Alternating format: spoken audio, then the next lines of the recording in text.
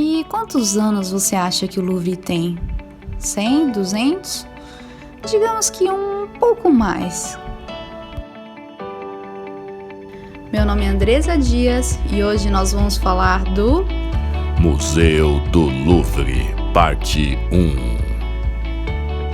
Este vídeo vai ser dividido em duas partes, onde a parte 1 nós vamos falar da história, desde a sua fundação até os dias de hoje, e na parte 2 nós vamos falar um pouco mais sobre a pirâmide e a relação com a maçonaria. Então fiquem ligados nos próximos vídeos, se inscrevam no canal e ativem o sininho. O Museu do Louvre é o maior museu de arte do mundo, além de ser um marco central da cidade e monumento histórico.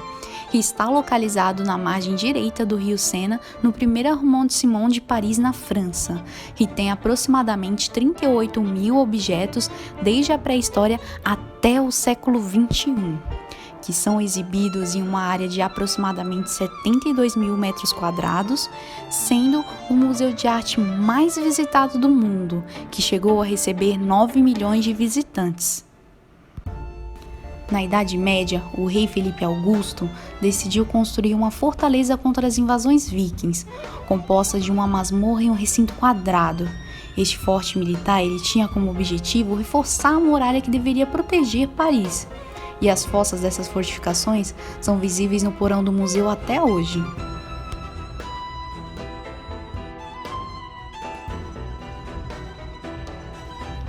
No século XII, Charles V fez obras no Louvre para transformá-lo em castelo, que passou a ser chamado de Castelo do Louvre. Este projeto foi realizado pelo arquiteto Raymond du Temple, que o transforma em um local de residência confortável, que comporta apartamentos, locais de recreação e uma biblioteca à disposição do rei. Essa coleção torna-se, através dos séculos, a Biblioteca Nacional da França, que, infelizmente, entre a Guerra dos 100 Anos e a ambição dos nobres por se afastarem de Paris, levou-os a abandonarem o Louvre para preferir os castelos do Vale do Loire, deixando o Louvre apenas como local para exibir a coleção real. Devido à expansão urbana da cidade, a fortaleza acabou perdendo sua função defensiva, e se desenvolveram os castelos do Loire, e a França finalmente conheceu Leonardo da Vinci e sua Mona Lisa. Foi então que Francisco I foi conhecido por ser o soberano da Renascença. Foi nessa época que o Castelo do Louvre, iniciado por Carlos V, é desfeito e reconstruído e convertido por Francisco I na residência principal dos reis franceses, onde os espaços de recepção são instalados para exercer o poder. E Catarina de Médici também mandou construir o Palácio das Tulherias. Veio depois o rei Henri IV, que construiu uma grande galeria entre o Palácio do Louvre e o Palácio das Tulherias, a fim de circular entre a sede do poder e os seus apartamentos.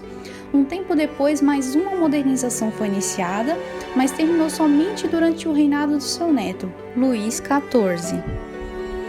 Este último confiou então a reconstrução do jardim a André Lenotre, o mesmo que se dedicou aos canteiros de Versalhes um tempo depois. Enquanto a corte de Luís XIV, mais conhecido como Rei Sol, se instalava em Versalhes, o Palácio do Louvre foi ocupado por nobres, intelectuais e artistas que fizeram dali a sua residência. Estes apresentaram ao rei um projeto de museu que logo gostou e começou os trabalhos de adaptação. Mas foi a Revolução Francesa que fez com que a grande galeria fosse aberta ao público. Enquanto Napoleão Bonaparte se instalou no Palácio das Tulherias, e o imperador fez do Louvre um grande museu com a ajuda do seu primeiro diretor, Dominique Vivant Denon.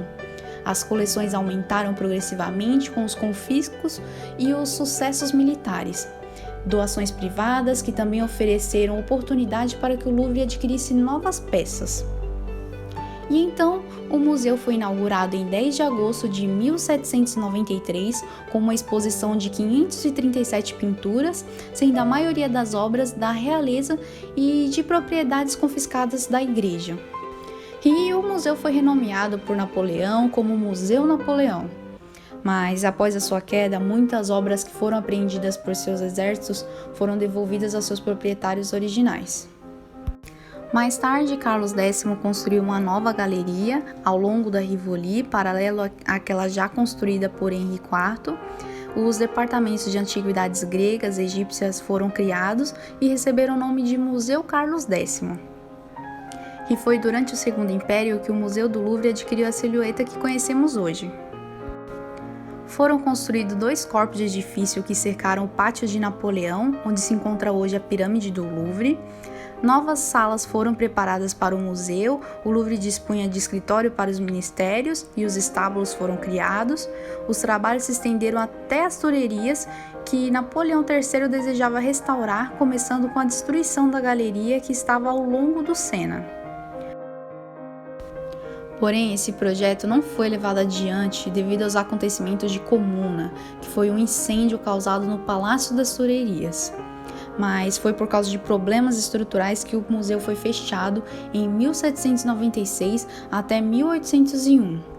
E depois de uma longa hesitação entre a reconstrução do Palácio Perdido e a sua demolição, decidiu-se pela reconstrução, marcando o início do Louvre moderno, e foram reconstruídas as extremidades do antigo Palácio das Tulherias, hoje os pavilhões de Flora e Marsan, e duplicou-se a ala norte. Em 1981, François Mitterrand foi eleito presidente da República Francesa, e a renovação do museu e a sua reorganização foram confiadas ao arquiteto Ai Ming-pei. Estes trabalhos permitiram principalmente a reconstrução das pirâmides, que falaremos mais no próximo vídeo, assim como a extensão da entrada principal do Carrossel do Louvre, que é a área destinada a comércio. O maior museu do mundo abriu-se então a novos públicos. Os últimos grandes canteiros de construção que marcaram o Louvre foram os da organização do Pátio Visconti, para instalar o Departamento de Artes do Islã. Tempos depois, com a eclosão da Segunda Guerra Mundial, as coleções foram evacuadas, com exceção das peças mais pesadas, que permaneceram protegidas por sacos de areia. E em 2004, o Louvre iniciou um programa de expansão extramuros, a fim de aliviar o excesso de obras depositada no complexo principal, abrindo então alguns museus satélites. E depois de várias metamorfoses ao longo da história, o Louvre transformou-se no Palácio da Cultura, desde a iniciativa do presidente francês François Mitterrand, que difundiu a iniciativa conhecida hoje como Grand Louvre. A inovação mais recente e polêmica dessa fantástica construção, com certeza, é a pirâmide de vidro, criada por um arquiteto chinês. E o museu hoje é administrado pelo governo francês. Isso é tudo, galera. Não esquece de deixar o joinha, se inscreva no canal, me siga no Instagram e acompanhe os próximos vídeos. Obrigado por assistir e até a próxima. Fui, valeu, tchau!